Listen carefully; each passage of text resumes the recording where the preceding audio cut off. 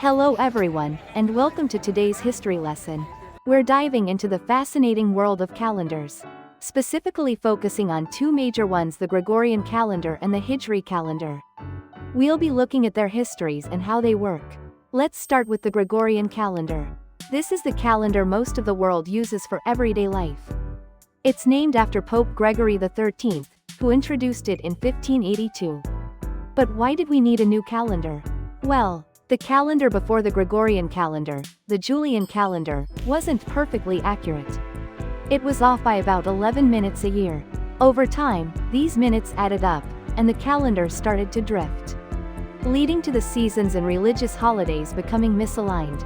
This was especially a problem for determining the date of Easter. The Gregorian calendar fixed this issue by refining the calculation of leap years. It decreed that century years, like 1700 or 1900, are not leap years unless they are divisible by 400. This made the calendar much more accurate in its alignment with the solar year, which is the time it takes for the Earth to orbit the Sun. The Gregorian calendar is a solar calendar, meaning it's based on the Earth's orbit around the Sun. A year is about 365.242 days long.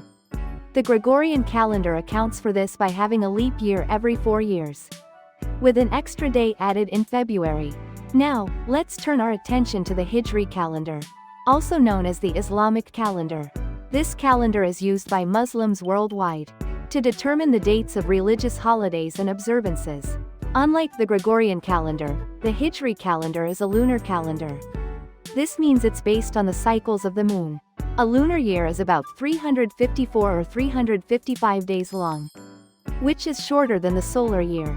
Because of this difference, the Hijri calendar shifts backward by about 11 days each year, compared to the Gregorian calendar. This is why Islamic holidays move around the Gregorian calendar over time. The Hijri calendar begins with the year of the Hijra, which marks the migration of the Prophet Muhammad and his followers from Mecca to Medina in 622 AD. The Hijri calendar has 12 lunar months, and each month begins with the sighting of the new moon. The months of the Hijri calendar are Muharram, Safar, Rabi al-Awwal, Rabi al-Akhir, Jumada al-Awwal, Jumada al-Akhir, Rajab, Shaban, Ramadan, Shawwal, Dhu al-Qa'dah, and Dhu al-Hijjah. Ramadan, the month of fasting, is one of the most important months in the Hijri calendar. The Hijri calendar is not only used for religious purposes, it's also used for social and cultural activities within the Muslim community. Now let's look at the timeline on page 8. The timeline shows the relationship between these two calendars.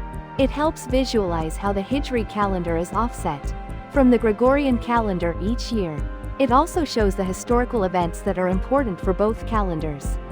Understanding these calendars helps us understand different cultures and the history behind them. It's a reminder of how time is measured differently around the world, and the diverse ways in which people mark important dates and events.